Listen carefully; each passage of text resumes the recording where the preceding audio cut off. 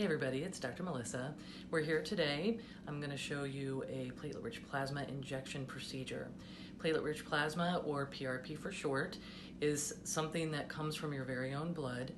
It involves platelets that release growth factors that then encourage the body to make collagen and elastin. This helps with fine lines and wrinkles, hyperpigmentation, melasma, acne, scarring, saggy skin, lots of things that can be very helpful on the face. It can actually be used elsewhere as well. So today we're going to do some spots on the face. First thing we're going to do is draw the blood, so we're going to get to that just momentarily. So here we are taking the blood. This is the first step.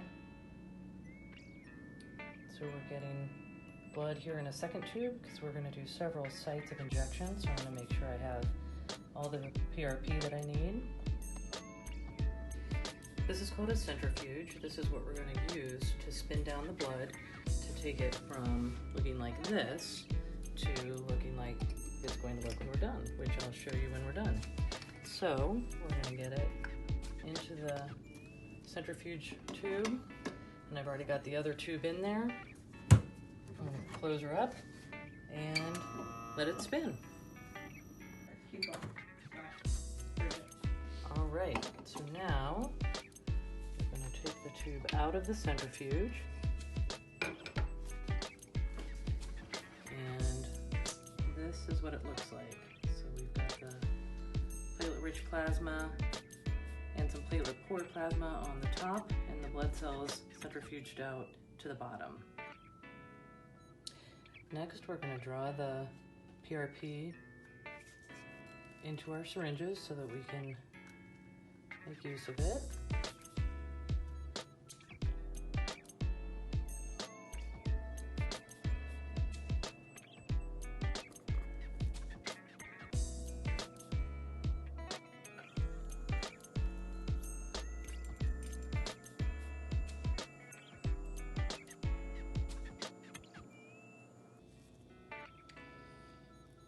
And typically we can get about 7 cc's or 7 milliliters of PRP in the platelet-poor plasma combo out of one tube, assuming we've gotten a good blood draw, which we sure did.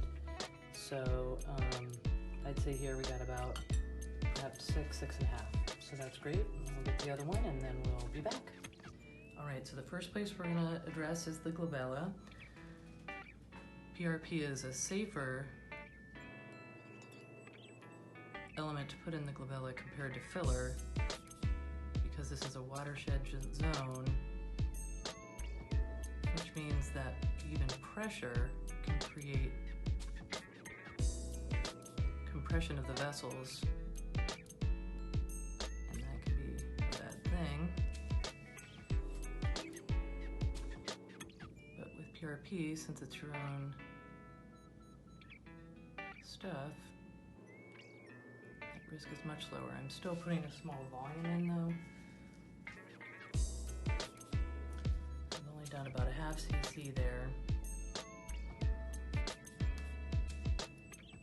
And looking at the color of her skin, that's still looking great. And so maybe if we have a little left at the end, I'll come back, but for now, we're going to leave that. And I'm going to have you turn your head to the right. Another area that's a danger area for filler is the temple, and it's because there's important arteries and lots of veins that go through here. So I'm going to put the PRP in the same place you would inject filler, but again, this is going to be a safer procedure because it's the body's own material, and so we know the body's going to react favorably to it.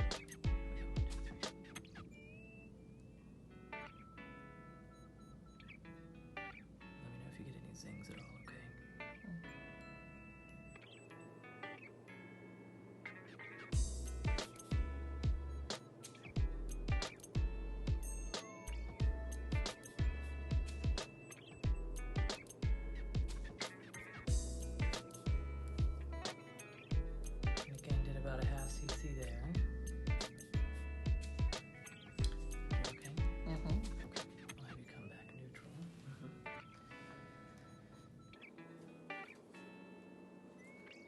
Next we're going to go in the crow's feet area.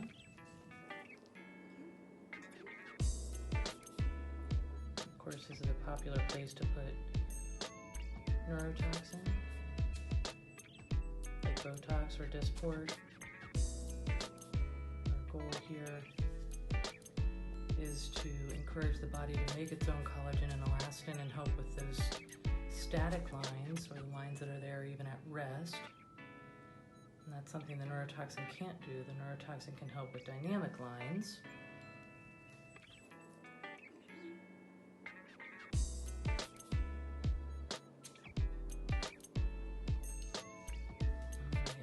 Next we're going to address what's called the tear trough area, or the under eye area. And I'm going to take a moment and mark where her orbital rim is. That's the bone that helps make your eye socket.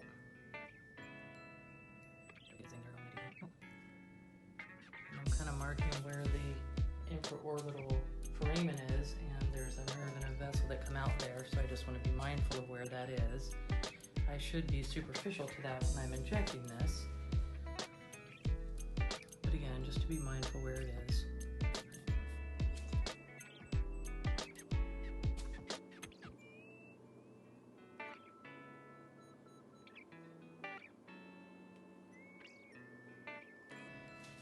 Since I am placing volume, you're going to see a little swelling there. That takes a few days to go down.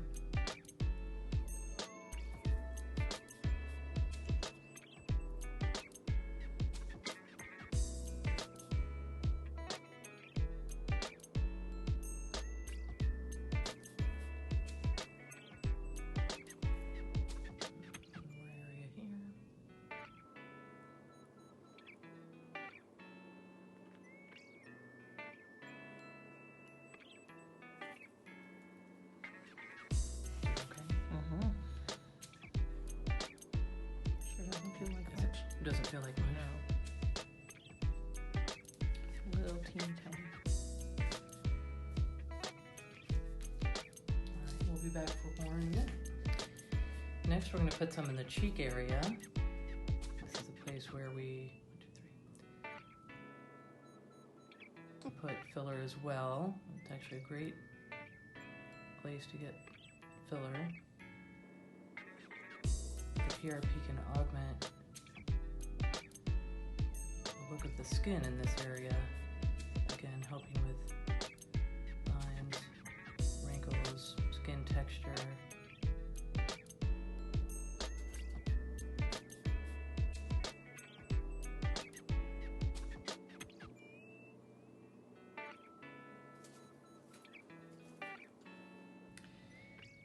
Now, PRP is a procedure that requires patience, so it's not an immediate gratification sort of procedure. Typically, we like to do this procedure every 4 to 6 weeks for 3 to 6 sessions. We are asking the body to do something, and that is to create more collagen and elastin, and that does take time.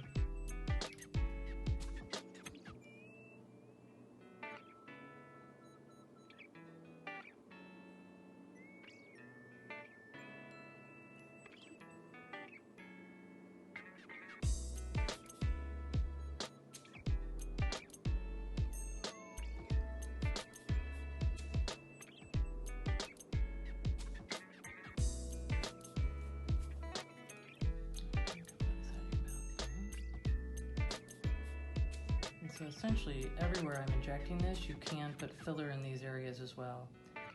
You can also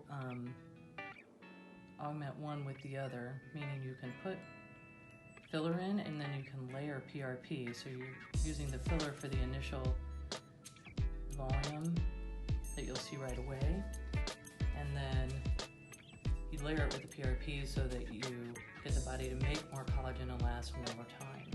That can be an excellent combination therapy.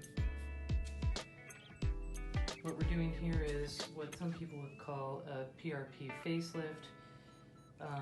We're doing multiple areas, and hopefully we're going to see a global result, you know, in the entire face with the PRP really doing its thing and helping to make that collagen elastin, improve those fine lines and wrinkles, improve the texture and tone. We're going to do a little more on this side.